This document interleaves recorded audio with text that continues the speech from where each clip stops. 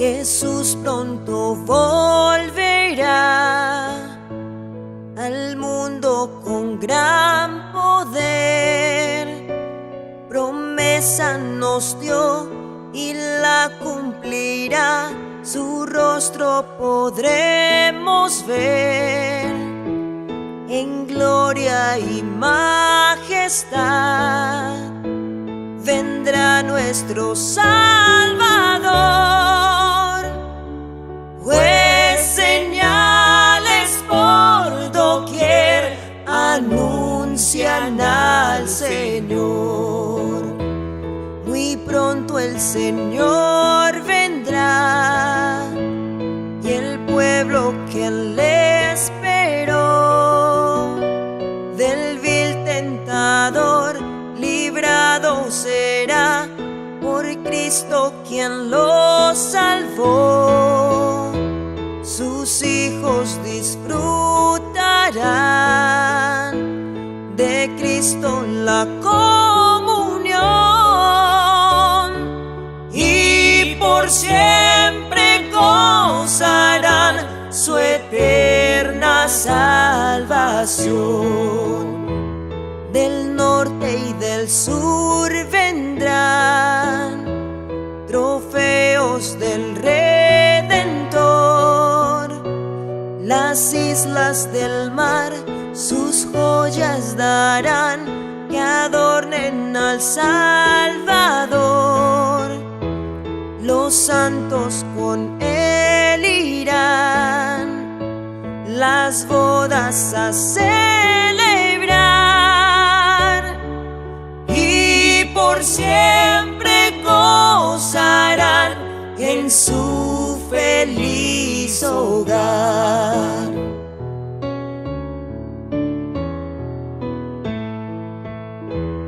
Muy pronto Jesús vendrá y el mal llegará a su fin. Con gran majestad su voz sonará, gloriosa por el confín. Los ángeles tocarán trompeta de salvación y los santos vivirán su eterna redención. Y los santos vivirán su eterna redención.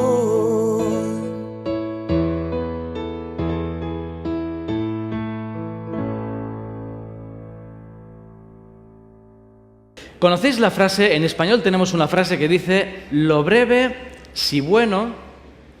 Al revés, perdón. Lo bueno, si breve, dos veces bueno. Aquí también, ¿no? ¿Se conoce? Lo bueno, si breve, dos veces bueno. Y yo me pregunto, ¿lo bueno, si es bueno, puede ser malo? Esa es la pregunta de esta noche. Lo repito. Lo bueno, si es bueno, ¿puede ser malo? ¿Puede algo bueno ser malo? Bueno, ¿puede algo bueno no ser lo mejor? Es como más fácil. Esta noche vamos a intentar explorar juntos una realidad que puede hacernos cambiar la forma de percibir nuestra vida. Gracias a la Biblia y a Elena de White, como estamos viendo estos días, tenemos una visión bastante cercana a las prácticas de Satanás en el conflicto cósmico.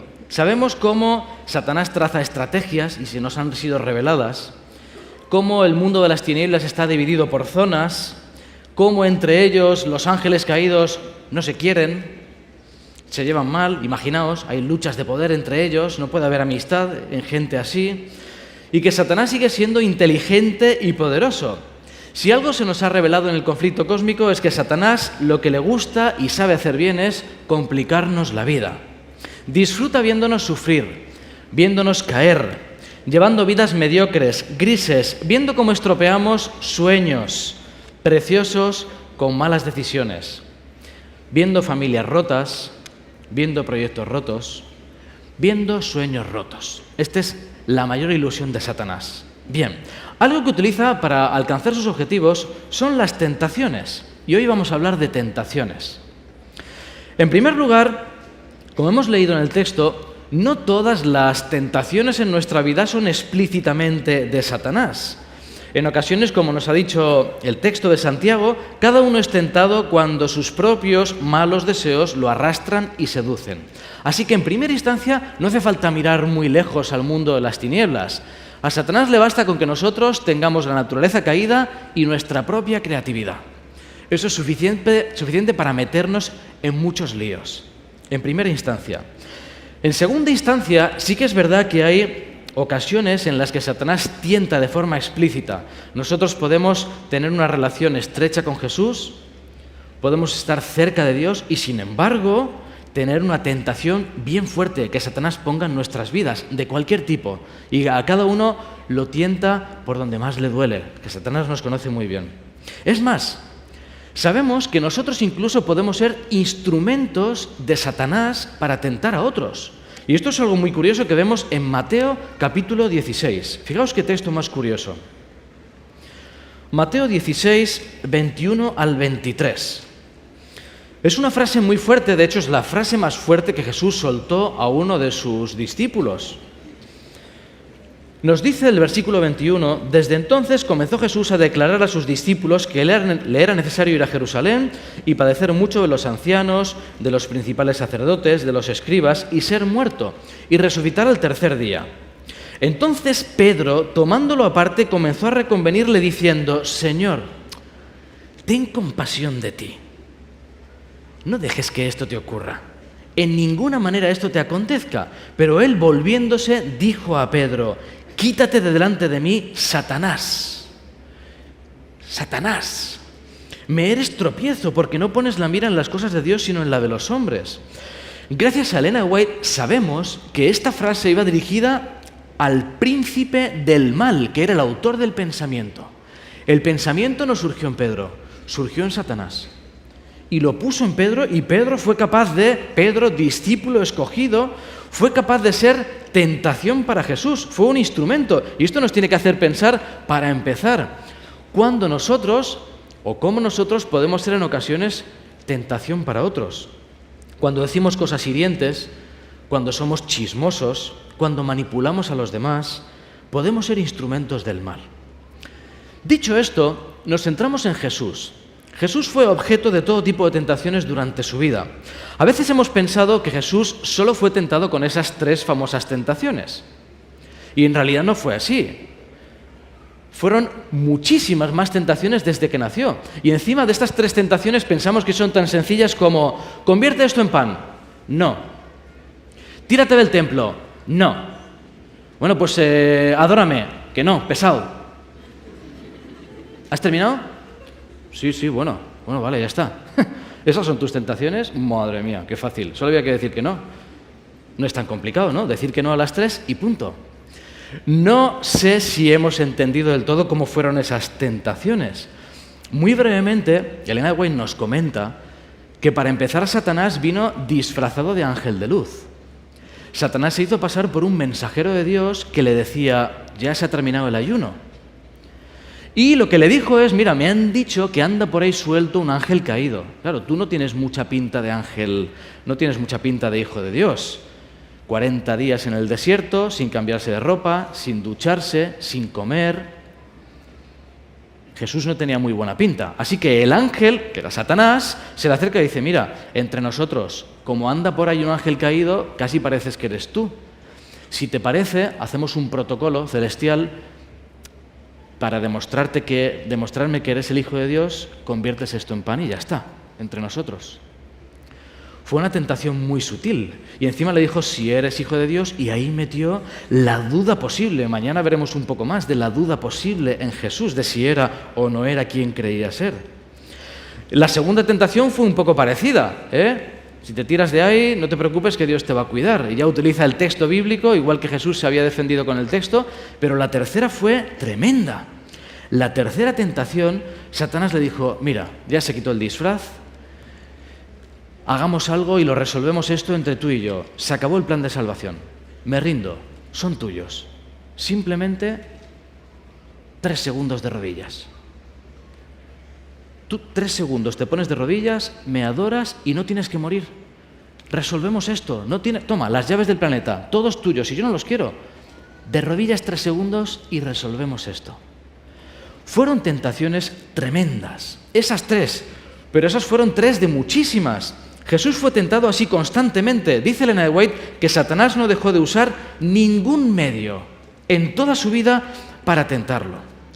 Dicho esto, hoy quiero que nos centremos en un tipo de tentación especial que Satanás usó, que creo que fue un engaño sublime, un plan maestro que sigue usando con nosotros. ¿Sabéis en qué consiste? Tentarnos con lo bueno.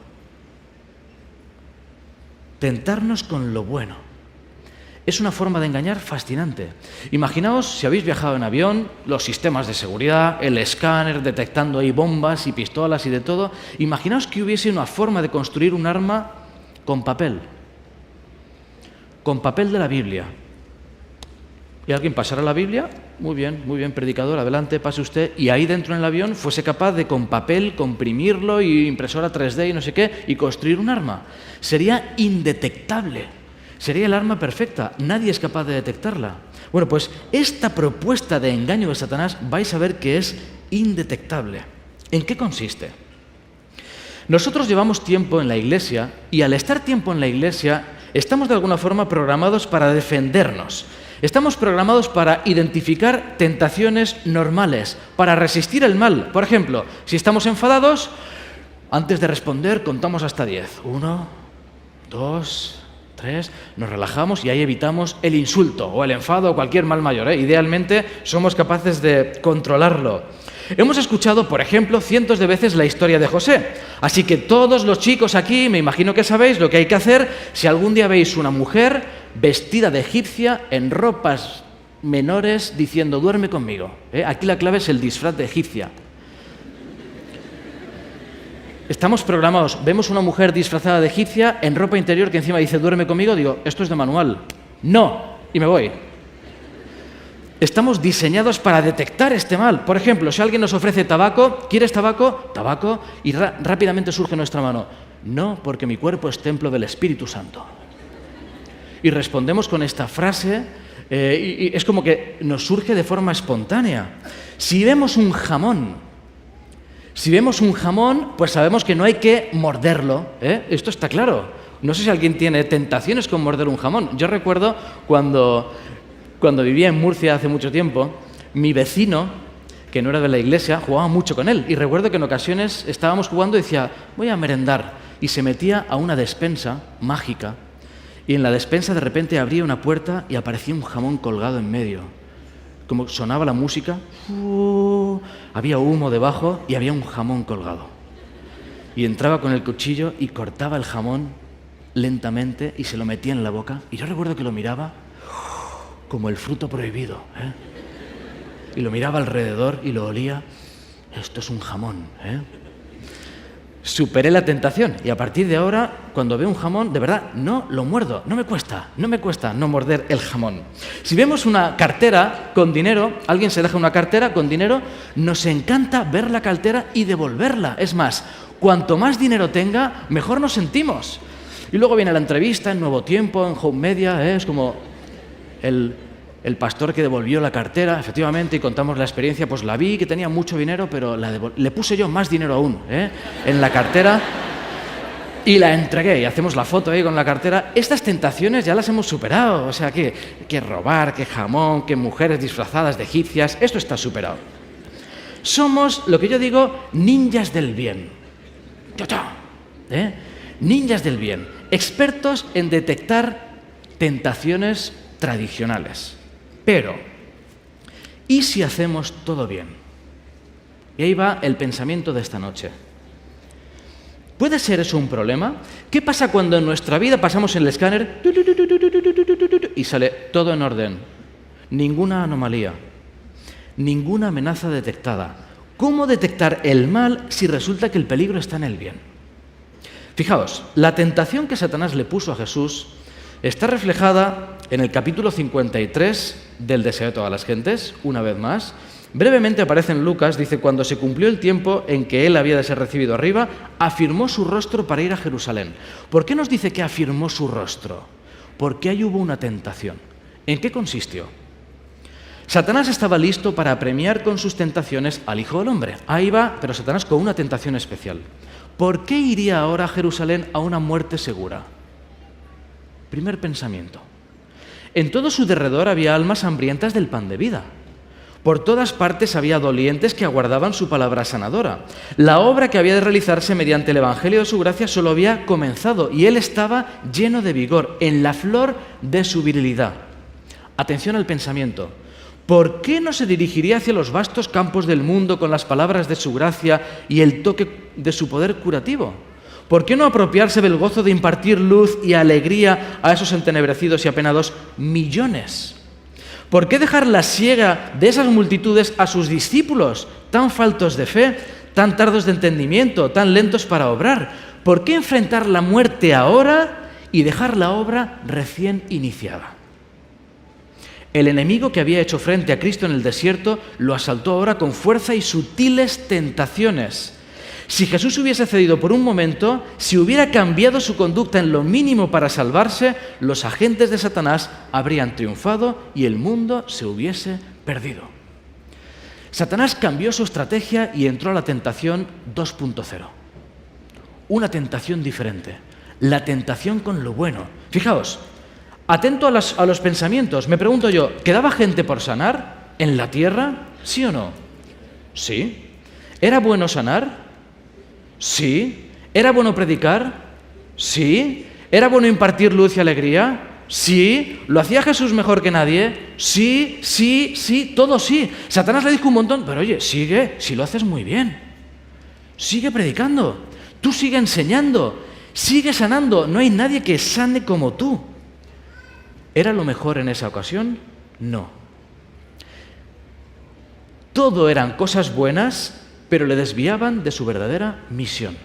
Y ahí está el núcleo y la esencia de esta tentación. Todo cosas buenas. Imaginaos a Satanás diciéndole a Jesús, Jesús, predica más. ¿Eh? Sí, predica. Jesús, cura más. Sana a más gente. Viaja más. Pues si te queda mundo, madre mía, estás aquí, tienes todo el mundo. Tú sigue que ya si acaso nunca mueres. La tentación era muy sutil porque consistía en algo bueno, pero le desviaban de su verdadera misión. Estamos comenzando un curso académico. Hace poquito que hemos empezado. El año va a estar lleno de decisiones, lleno de desafíos, lleno de proyectos, lleno de cosas buenas. Y la reflexión que os propongo en esta noche es, en ocasiones, lo bueno es enemigo de lo mejor. Lo bueno, lleno de cosas buenas, puede ser enemigo de lo mejor. ¿Qué quiero decir con esto? La trampa que se puede estar tejiendo hoy mismo y esta noche en nuestra vida es que todo lo que hagamos esté bien. ¿Nos damos cuenta?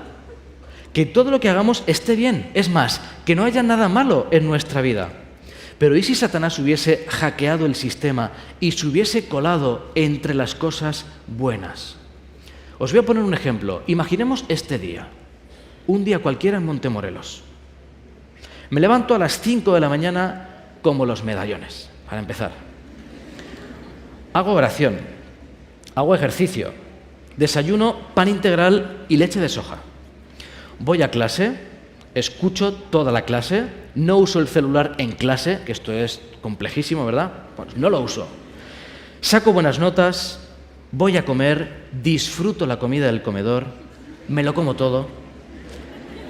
Descanso un rato, voy a la biblioteca, estudio concienzudamente para ser un hombre o una mujer de provecho, ceno, salgo a caminar, hago el año bíblico y me duermo. Número de errores, 0. ¿Alguien ha detectado la trampa?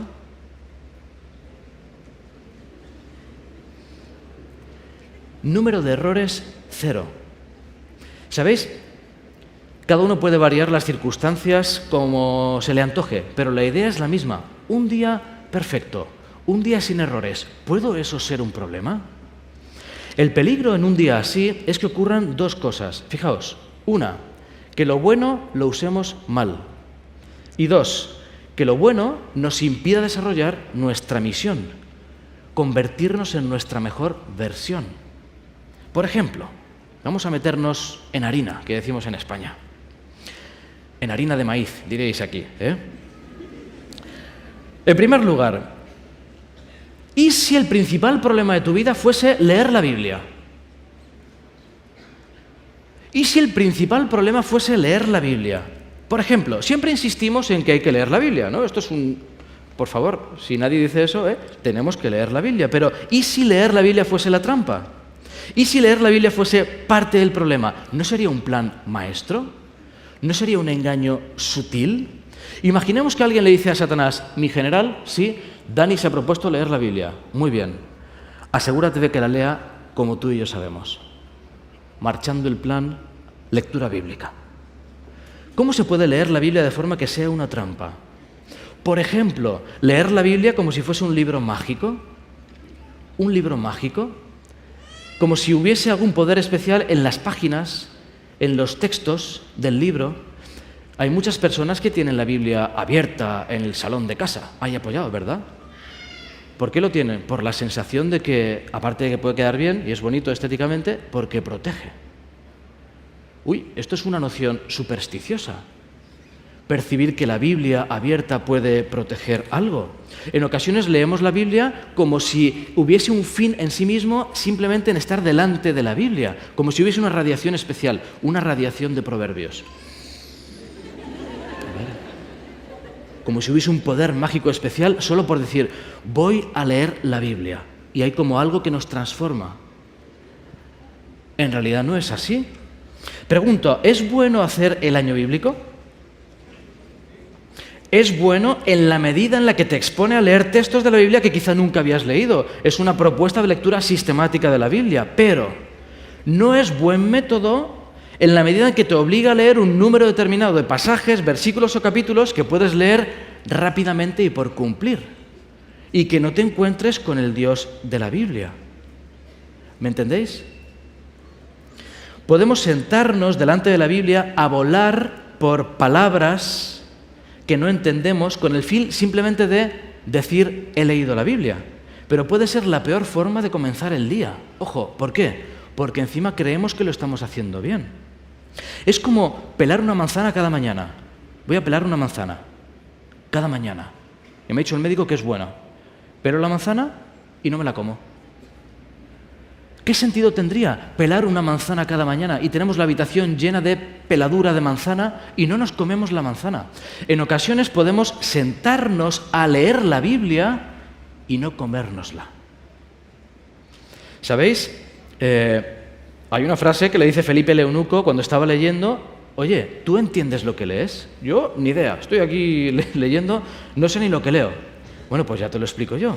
Tuvo que enviar Dios a alguien para transmitirle y explicarle lo que estaba leyendo, porque no entendía nada. En ocasiones alguien puede decir, no sé qué me pasa, leo la Biblia, pero no me siento bien. Y hay que decir, para, rebobina.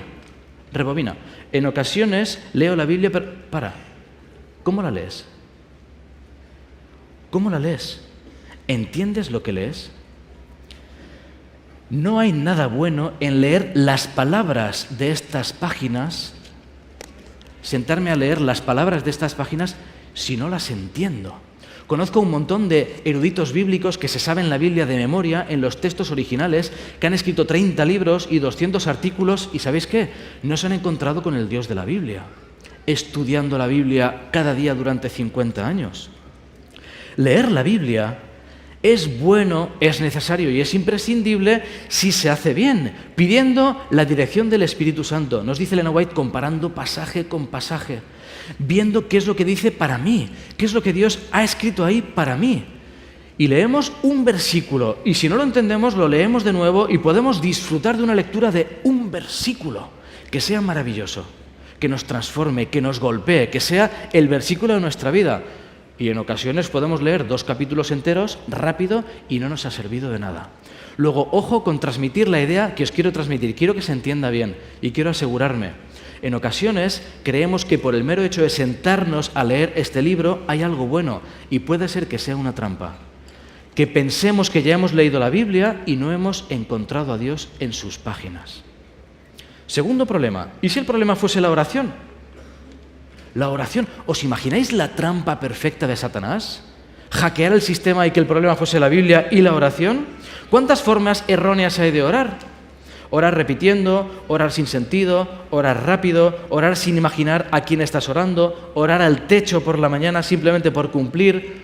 Puede ser la peor forma de comenzar el día.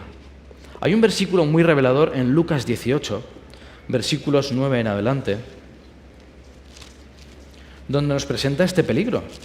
Lucas 18. A unos que confiaban en sí mismos, versículo 9, como justos y menospreciaban a los otros, dijo también esta parábola. 2 hombres subieron al templo a orar. Uno era fariseo y el otro publicano. Y el fariseo, puesto en pie, oraba ¿con quién? ¿Oraba con quién? Consigo mismo. ¿Os dais cuenta de que podemos cometer el error de orar con nosotros mismos? Amén. Ya he orado. Ya he leído. Que nuestra oración no pase del techo. ¿Sabéis? Cuando oremos tenemos que conectar con Dios.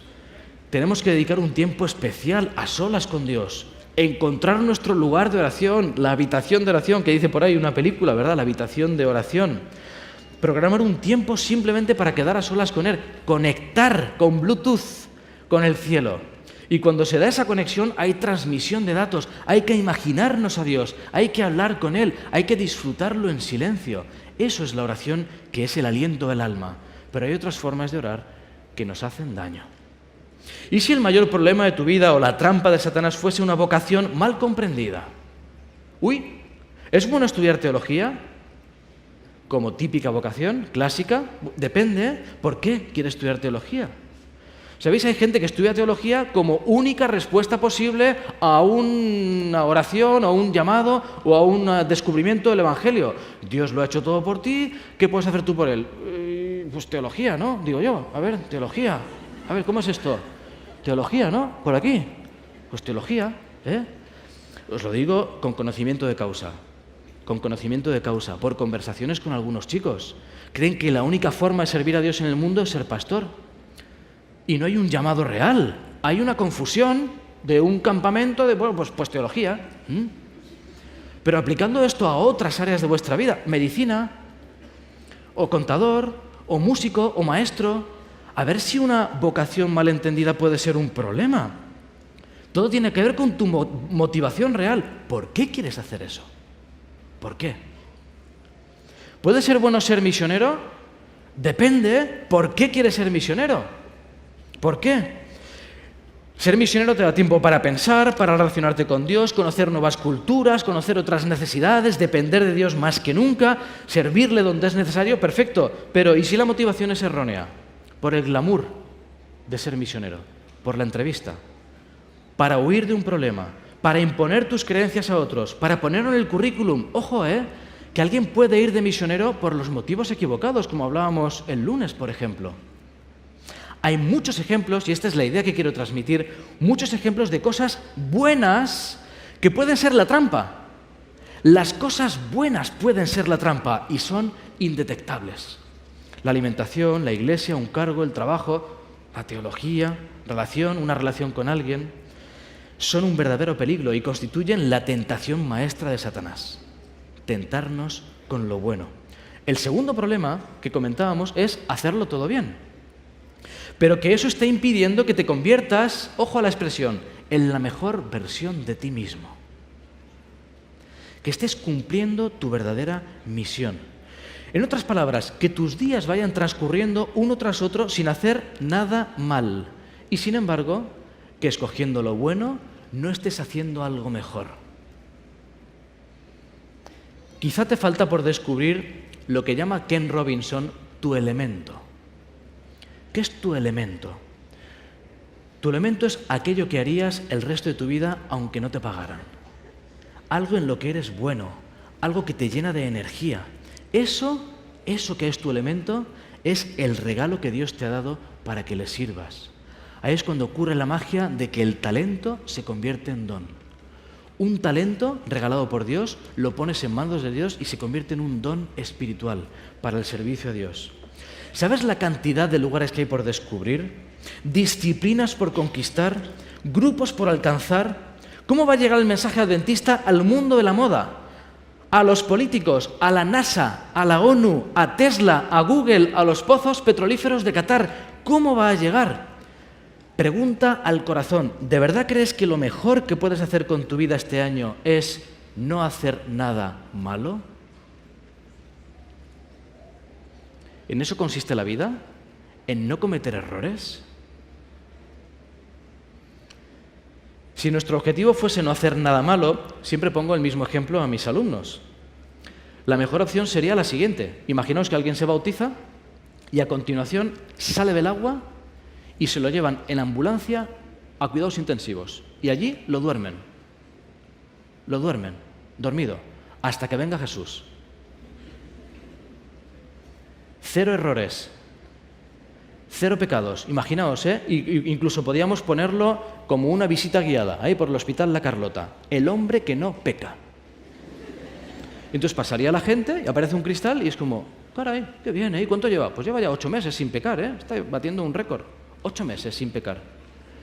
Y lo miraríamos como, mira, el caso es que no peca, ¿no?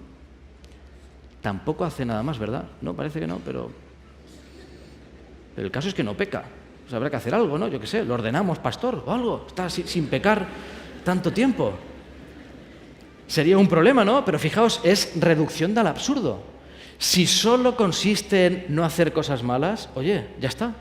Bautizado y directo al cielo, sin hacer nada malo. ¿Y si dejamos de definir la vida en negativo y la definimos en positivo? Es lo que quiero transmitir. ¿Y si dejamos de definir la vida en lo que no voy a hacer y la definimos en positivo, todo lo que hay por hacer? En otras palabras, ¿qué puedes hacer este año con el Señor que sea fascinante? ¿Qué puedes hacer este año con el Señor que sea maravilloso? ¿Qué puedes aportar al mundo que sea creativo, que sea innovador, que sea inspirador, que sea transformador en tu clase, en tu familia, en tu trabajo, en la iglesia, en tu comunidad? ¿Realmente crees que solo estás aquí para no cometer errores? ¿Para una sucesión de días perfectos sin errores hasta que venga Jesús? La vida es mucho más que eso. Y el Señor te ha regalado dones para ponerlos en sus manos y para convertirte en tu mejor versión. Termino ya. El engaño sublime de Satanás. El engaño sublime de Satanás, el más difícil de identificar, el virus informático más elaborado y dañino, consiste no en usar cosas malas que detectamos. El virus ese ya está pasado de moda, esa es la tentación 1.0, esa ya pasó. Es usar lo bueno. Ese es el nuevo virus, el nuevo engaño. Usar lo bueno, pero distorsionado. Hacernos creer que lo estamos haciendo bien. Leyendo la Biblia, mal. Haciendo oración, mal. Una vocación mal entendida. Un servicio mal comprendido. Unos días vacíos, sin errores, pero sin cosas maravillosas. La trampa, por tanto, es llenarnos de cosas buenas y dejar de hacer aquello que es lo mejor. Dejar de cumplir la misión que tenemos encomendada con los dones que tú y yo tenemos. Ojalá podamos todos dejar de centrarnos simplemente en todo lo que no hay que hacer y que le pidamos a Dios que nos ayude a cumplir el propósito de nuestras vidas, para lo que fuimos creados, que podamos desarrollar la mejor versión de nosotros mismos, poniendo nuestros talentos y convirtiéndolos en dones en manos de Dios para así poder vivir vidas inspiradoras. Que el Señor os bendiga en todo este año y siempre. Amén.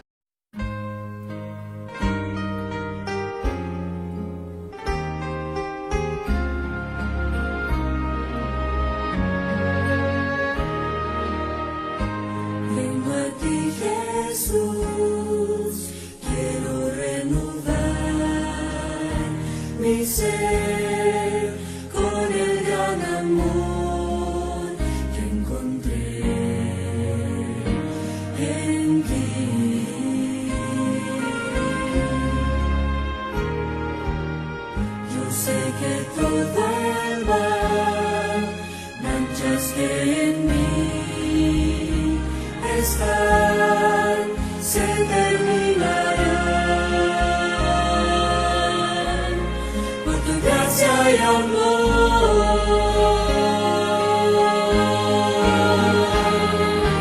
Ven, Jesús, llévame en tus brazos.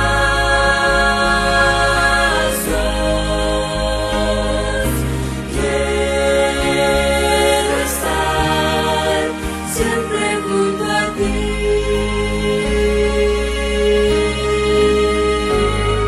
Y así volar tan alto como nave, pues quiero recibir tu espíritu en mí, con tu gracia y amor.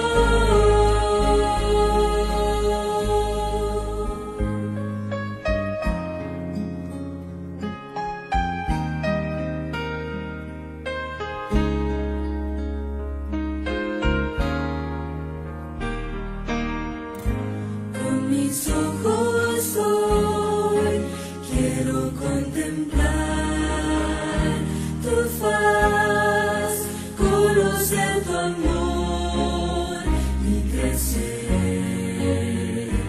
en ti.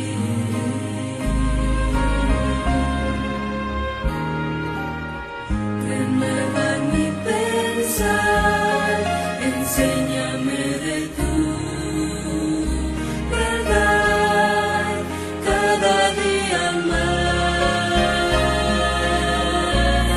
por tu gracia y amor.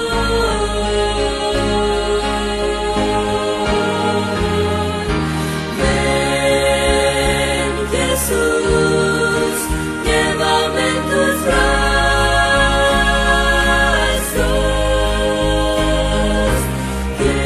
Quiero estar siempre junto a ti.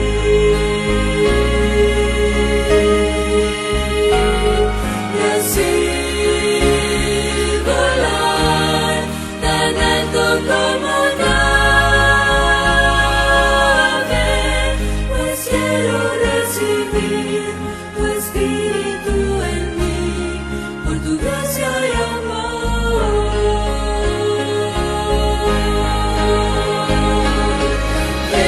Ven, Jesús, llévame en tus brazos.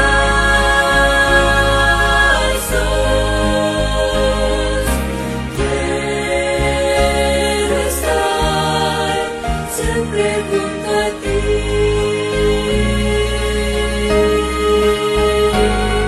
Y así